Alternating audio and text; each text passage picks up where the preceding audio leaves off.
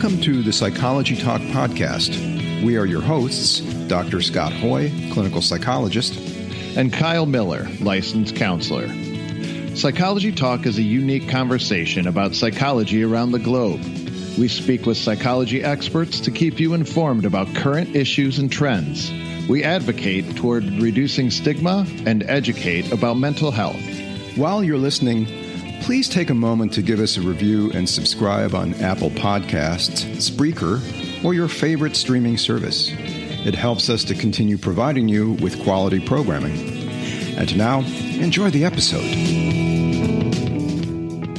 Hello, everyone. Welcome to the Psychology Talk podcast. Today, I'm joined by Dr. Stephen Taylor. Dr. Taylor is a senior lecturer in psychology at Leeds Beckett University and the author of several best-selling books on psychology and spirituality.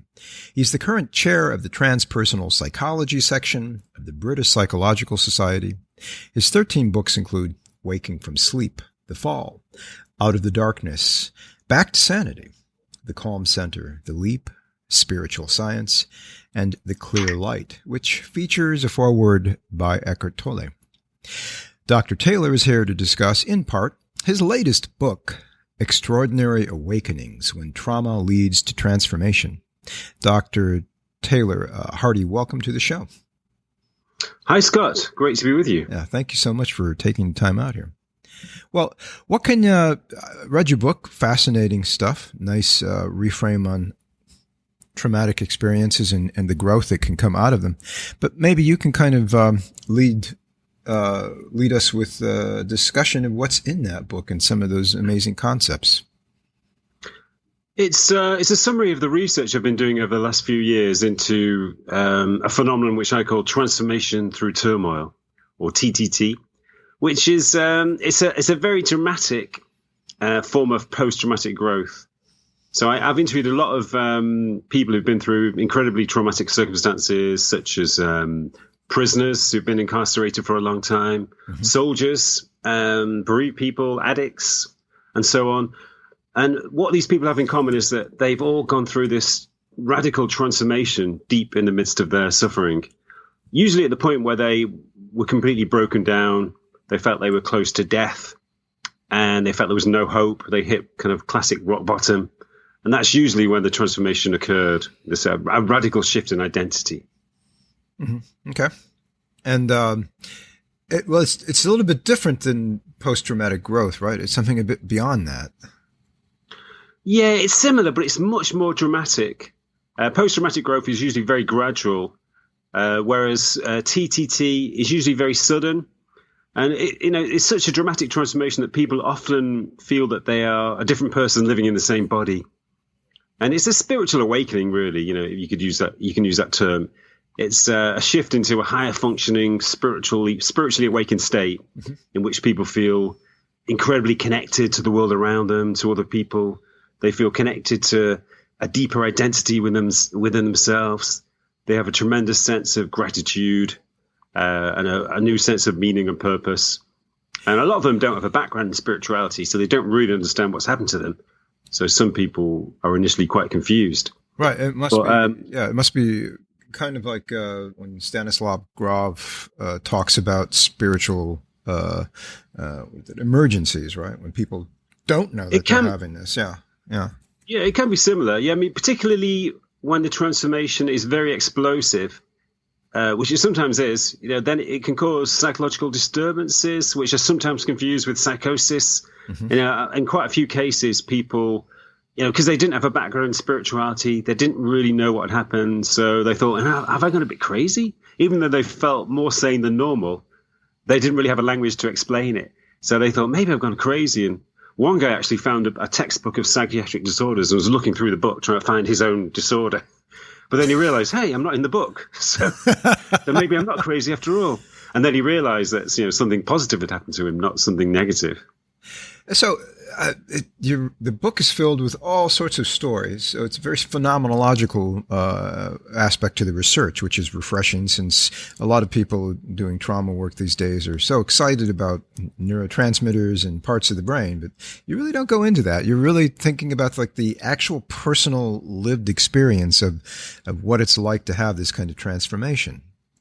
Yeah, I mean, I sometimes refer to that as neuromania, this kind of desire to take everything back to the brain. Yeah, you know, I'm sure these experiences do have some sort of neurological correlations, but it's very difficult to find them. And in a sense, I don't think they're that important.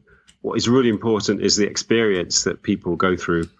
The way that their vision of the world transforms and the way that their behavior transforms. I'm not really interested in the way that their neurological functioning transforms. Right. Well, because the lived experience isn't a neurotransmitter. It's maybe the flip side of a neurotransmitter. Yeah, right. Yeah, it's like... Yeah, and nobody really knows how neurological functioning relates to experience or consciousness.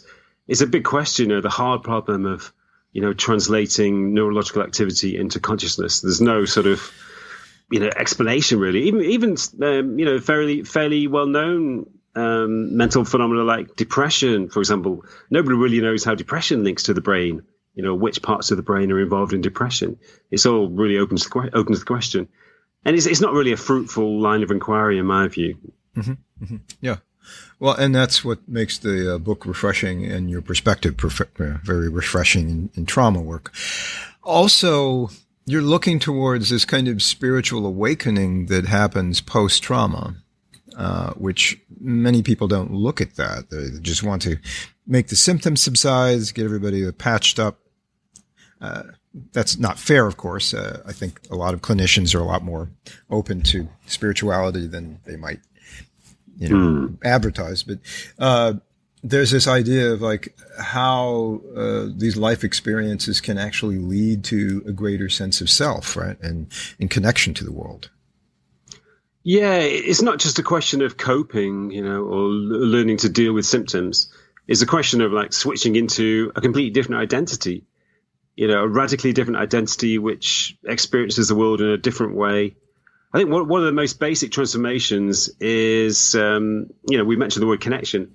I think, normal human experience includes a sense of separation.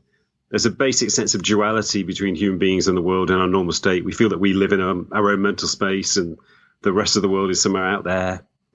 And that basic sense of duality creates a sense of anxiety, a basic sense of isolation, which I think is at the root of a lot of human behavior, a lot of kind of pathological human behavior.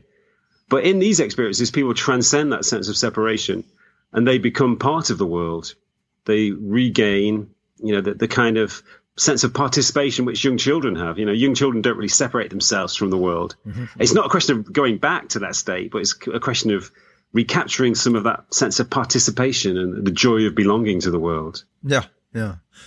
Well, maybe we can kind of backtrack a bit for those listening in, and maybe we can talk about what these traumas are you're describing, because I know there's a number of you're talking about transformations and you're talking about trauma, not just in like war trauma or complex trauma per se, but I know you mentioned like prisoners, people in isolation, people with depression, stress, anxiety, like high levels of anxiety, suicidality, right, or attempts.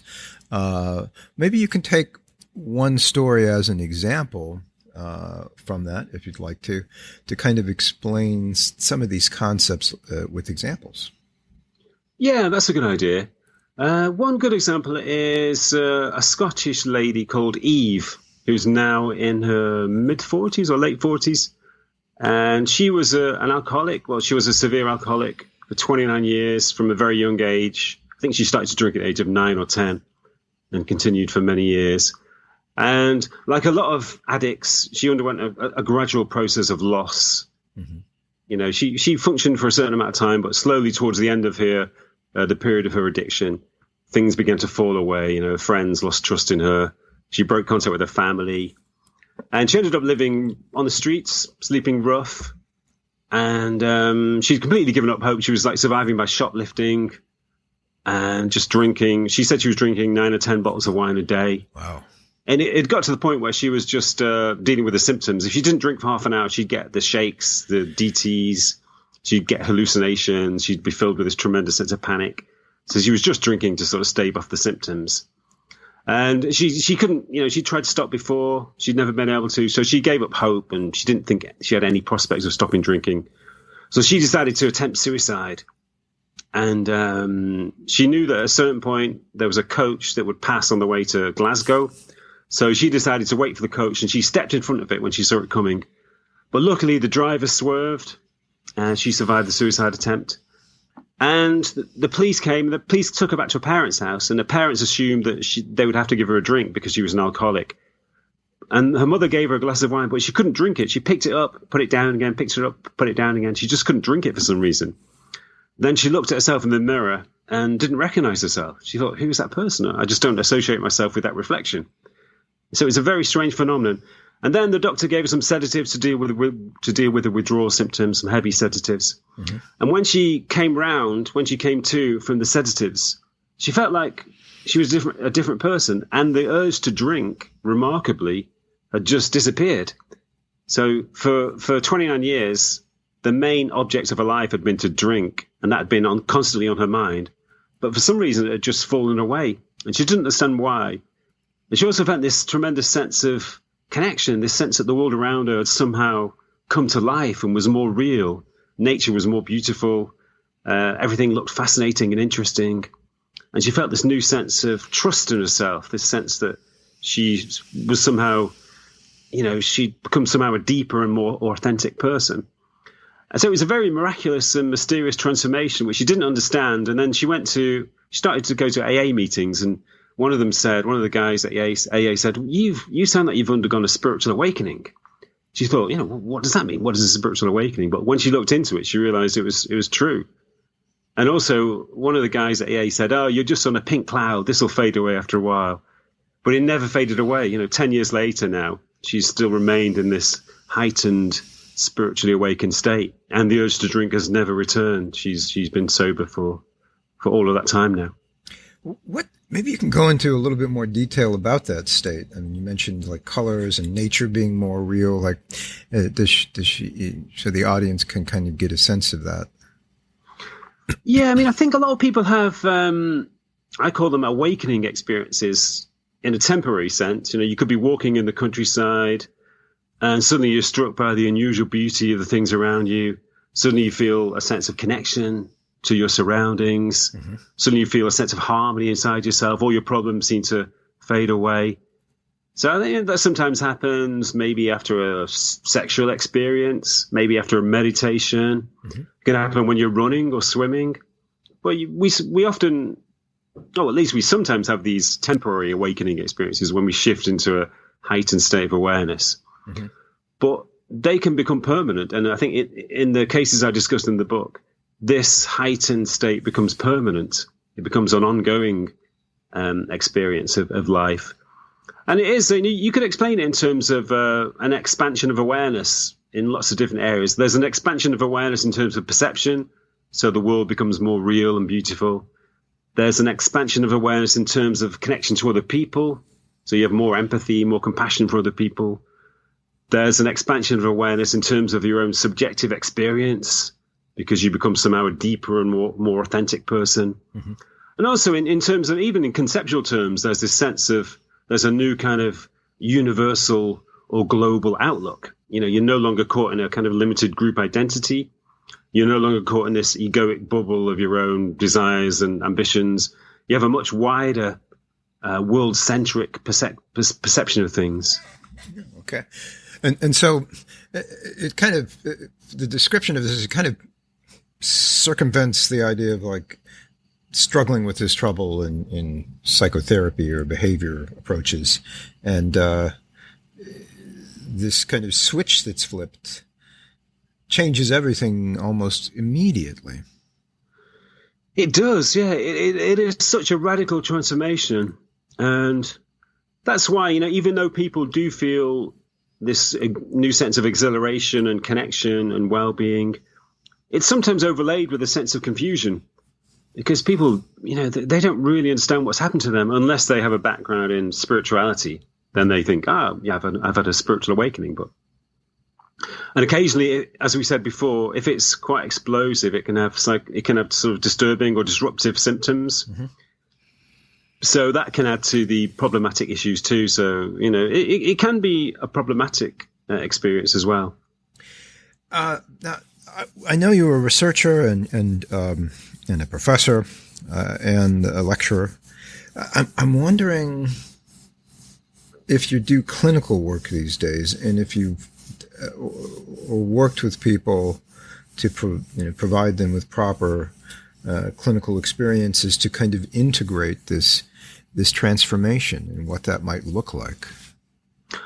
I don't do clinical work now, but I do sort of suggest guidelines that people should follow. I often do kind of informal. I give people advice informally. People often write to me to say, I've had this kind of awakening experience and I feel kind of unsettled and a little bit confused. And how can I ground myself? How can I settle myself down? Mm-hmm. So I sometimes give people some general advice, which is usually spend a lot of time in nature, because nature has a kind of healing and stilling effect. Mm-hmm. Also, give yourself lots of quiet time, stay away from stress and overactivity and overstimulation. Mm-hmm. It's a question of healing, basically. Mm-hmm. So you could use an analogy of an earthquake. It's like an earthquake within your being. And it takes a long time. So an earthquake in very, very slow motion, it takes a long time for the ground to settle again and for, the structures to reestablish themselves. But it's a natural process. It does happen in the long run. And if you give yourself, time to heal, if you give yourself quiet time to integrate, then you can encourage the stabilizing process, the integration process. Mm-hmm. Well, you do mention in the book, you do mention some of those steps, right?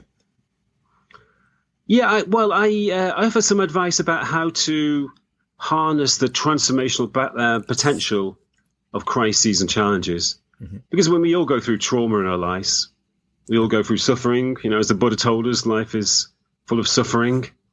So it's important to, when suffering does occur, when crises do occur, it's important for us to approach them in the right way, and particularly so that we can harness their transformational potential.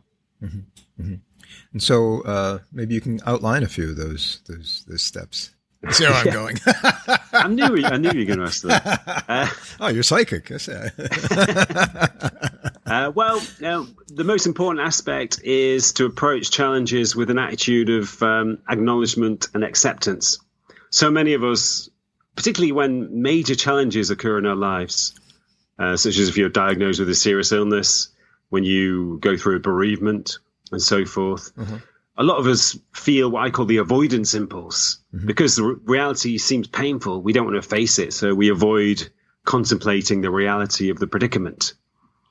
But unless you do give your full attention to the reality of the predicament and contemplate the reality of it, and unless you give your full awareness to the painful feelings that you experience, you need to go inside yourself as well, not to just divert yourself in external things. You have to go inside your own being, face up to the painful experiences, mm-hmm. observe your own thoughts and feelings in relation to the predicament.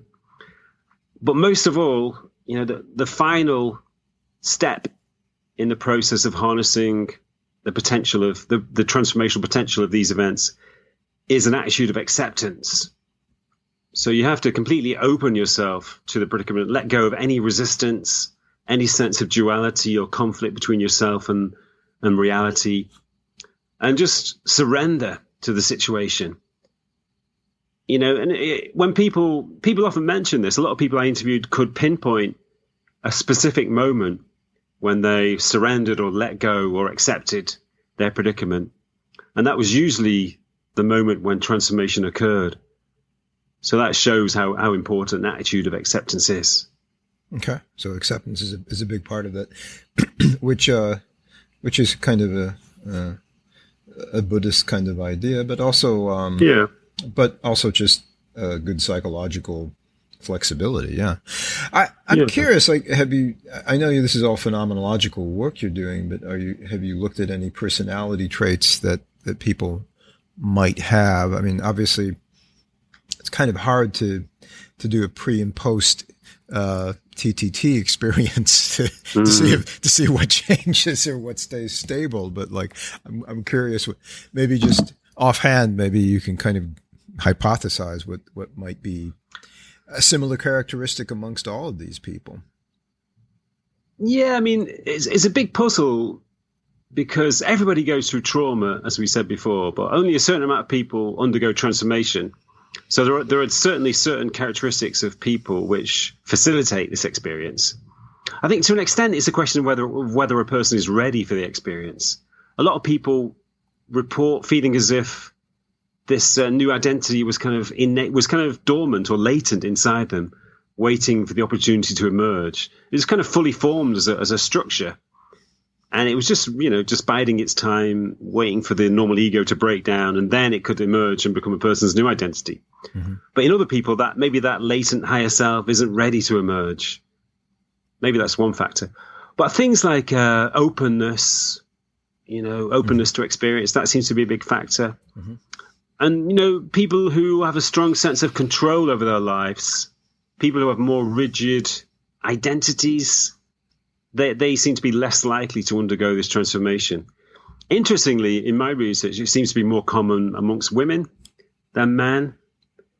I don't want to draw any real conclusions about that because maybe men are less willing to come forward about their experiences. But I mean, it kind of fits in a way that women generally, I would say, have a slightly more kind of open personality trait. Mm-hmm.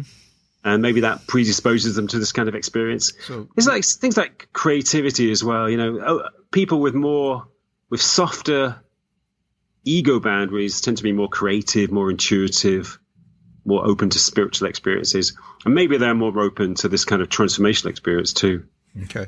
So less neuroticism, more openness, and certainly openness kind of predicates creativity. Yeah. Or like the idea of like softer boundaries in the mind. Yeah.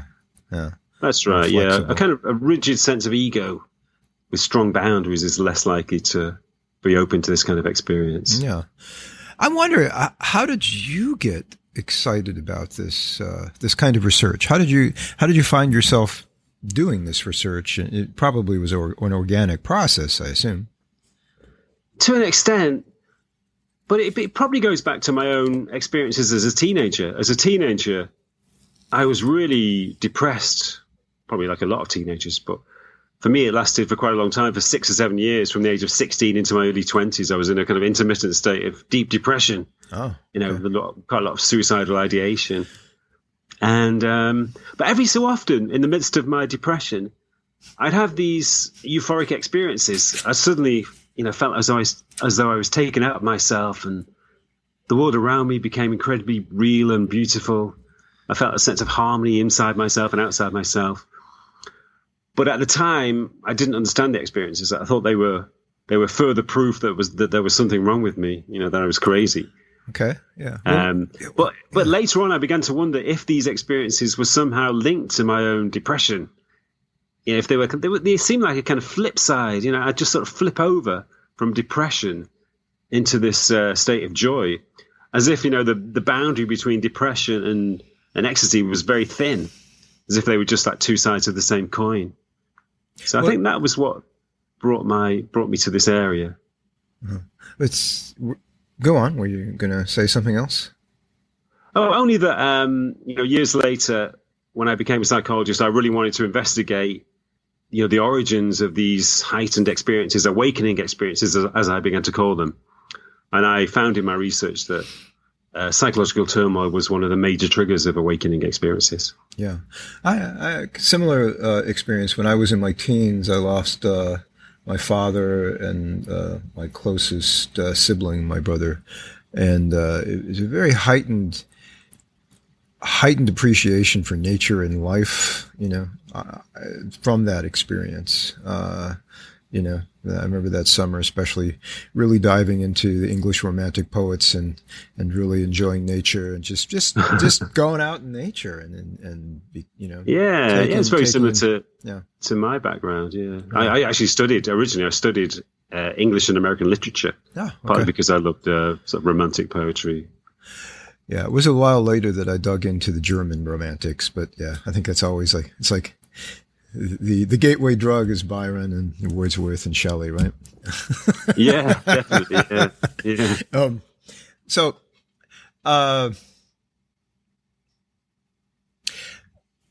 this is just such a rich field, in the book itself to express the experience of reading the book for someone who's a psychotherapist or somebody in mental health or just interested in the human experience, or someone who's going through these kind of transformational experiences, and who doesn't to some extent.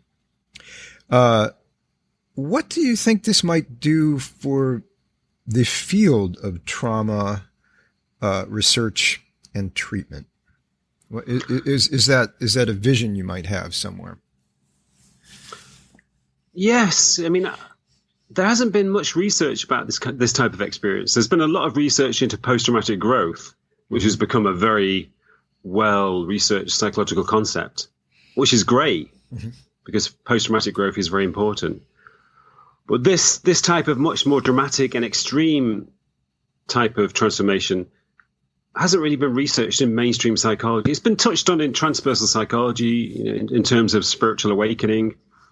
But, the term spiritual, I'm sometimes a bit reluctant to use it because most people who have these experiences are not connected to spirituality. They don't follow spiritual paths or practices. They don't know anything about spirituality in most cases.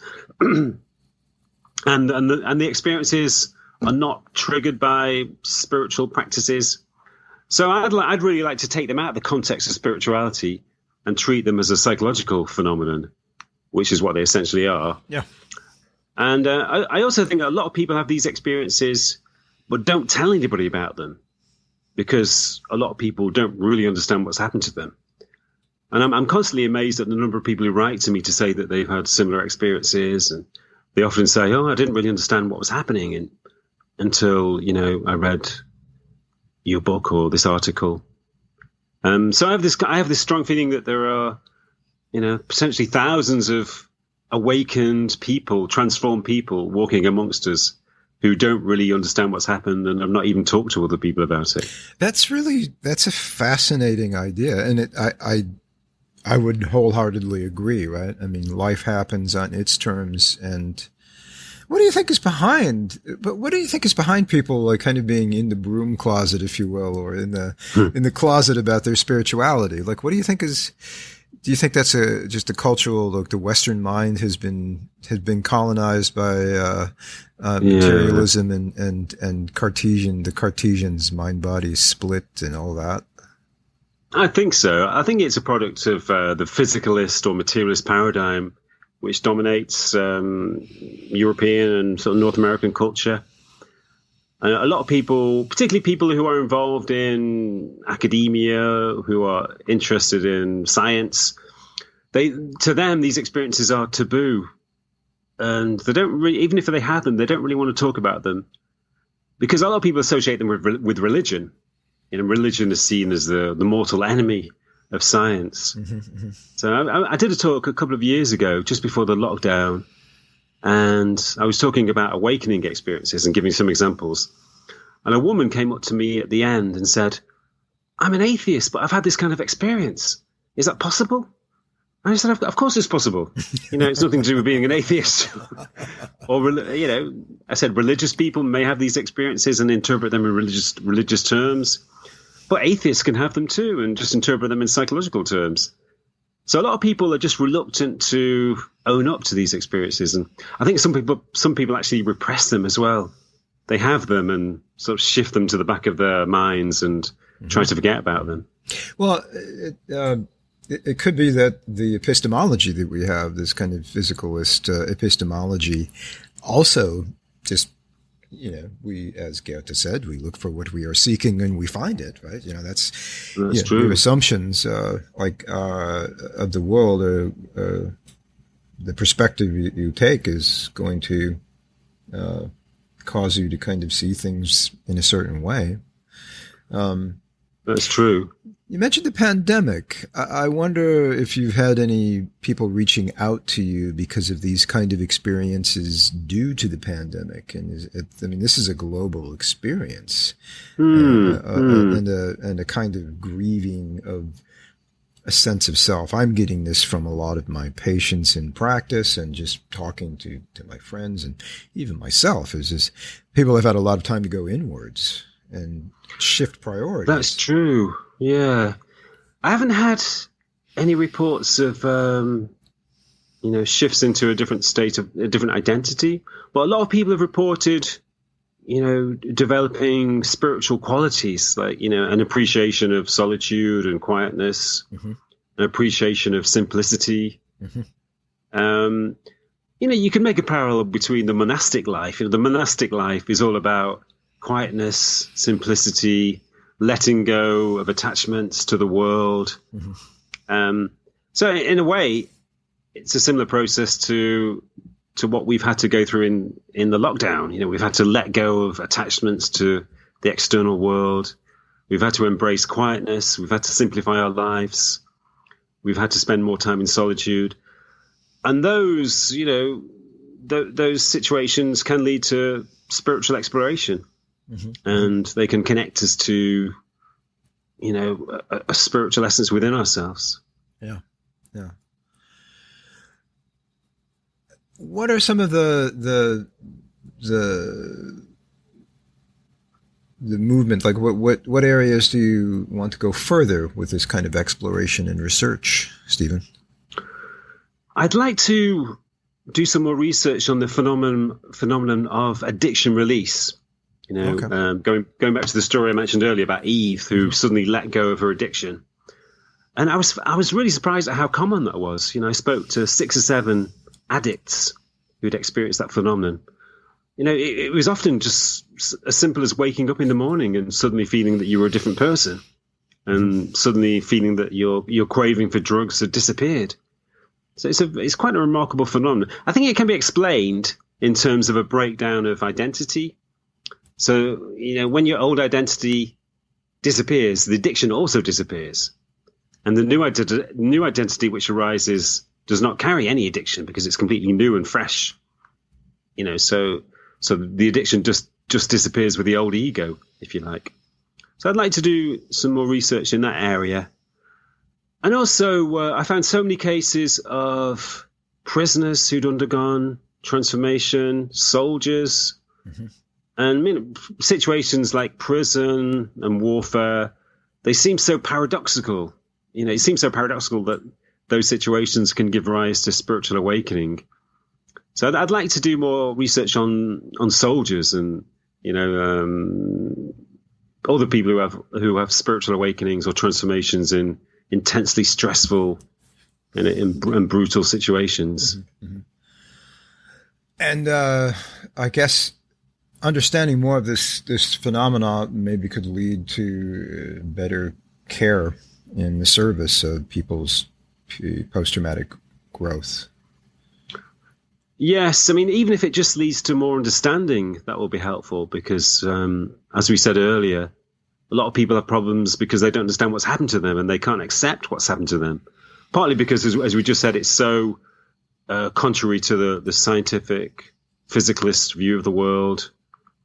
A lot of people think that spiritual experiences are produced by aberrational brain activity and therefore they are kind of hallucinations, which is not true at all. So I think if there's more understanding and acceptance of these experiences, it will help people to integrate them and it will stop people repressing them, which is also really important. Well, the integration is I think the big issue.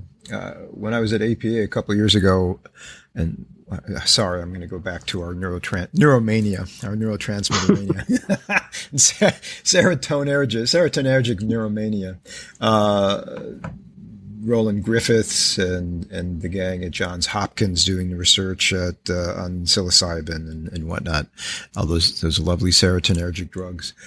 They've done a lot of really wonderful work with it. It's a very in-depth, like 15-session psychotherapy with a couple of the sessions of the psilocybin, medicalized dosage of it, taken out of its original cultural shamanic kind of experience of the mushroom.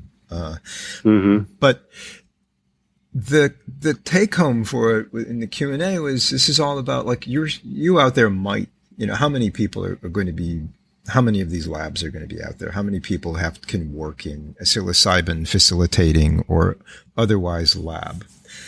The experience has to be integrated afterwards. That's the most important part of it. It's not the drug. It's the integration of this kind of shift. And it may well be that it's a serotonergic, what are they calling it now? The default mode network of the brain is something that does shift profoundly with people with TTT experiences.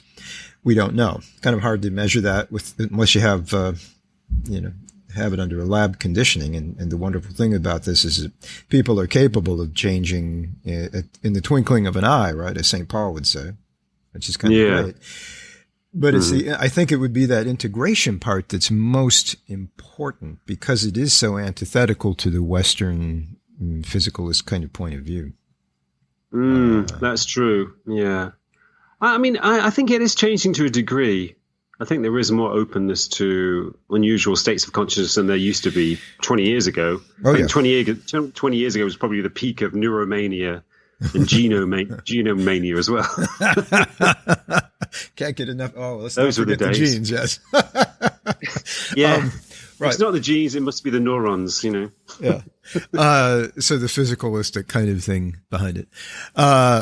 You're right. I just got off an interview with somebody on ayahuasca and tobacco in Native American, South American indigenous traditions. And, he was saying the same thing. It's like, you can't really, you have to integrate this somehow, especially with something like ayahuasca, because it's just such a trickster of a plant, and you can't really isolate one element from it, because it's a concoction, usually in conjunction with tobacco at some point, which tobacco isn't, or,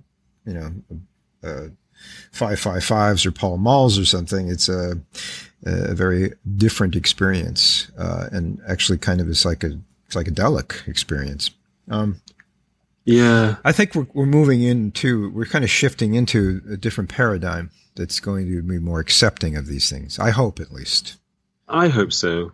I think it's partly because a lot of people sense that the materialist paradigm lies behind our present crises. It lies behind our environmental destruction, because the materialist paradigm sees nature as a supply of resources.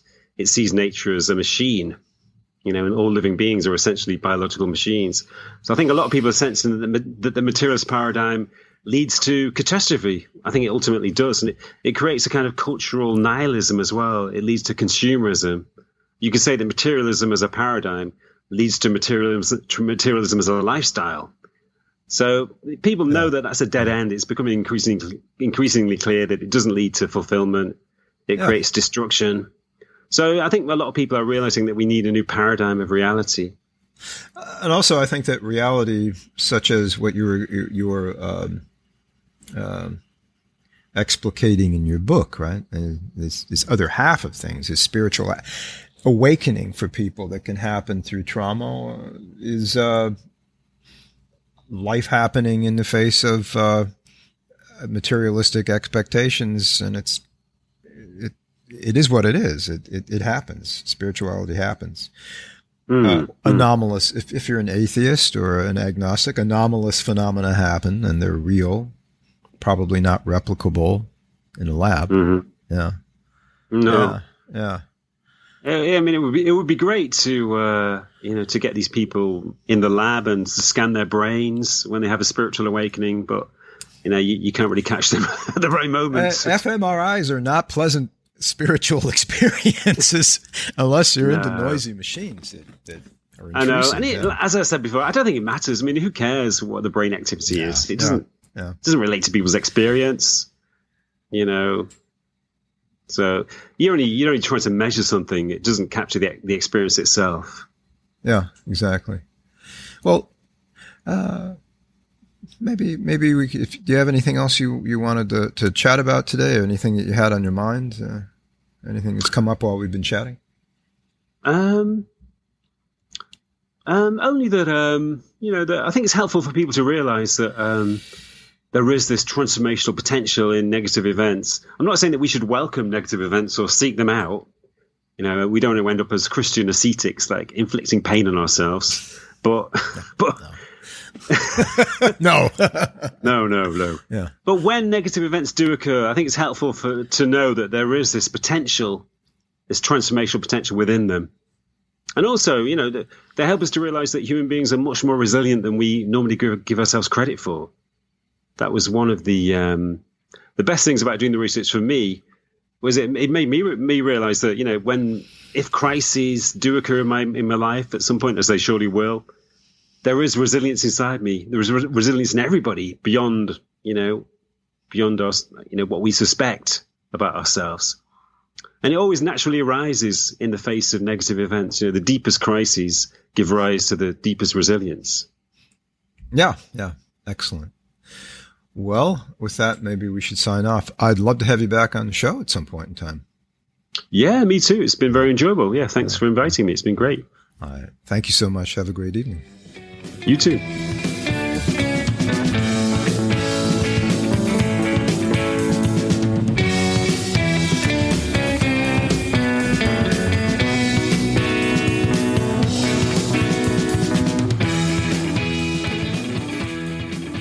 Thanks for listening to the Psychology Talk podcast. Did you know that the Psychology Talk podcast has a Facebook page and an Instagram page? It's true. You can find more information about other guests and episodes, as well as more information about psychology and mental health. And if you liked this episode, go ahead and like us on Apple Podcasts, Spreaker, Stitcher, or Spotify and leave a review. It helps us grow our audience and provide more quality shows. All material, copyright the Psychology Talk podcast. This podcast is for informative and entertainment purposes only. If you need a mental health professional, please seek one out. Music is provided by the band Sanity.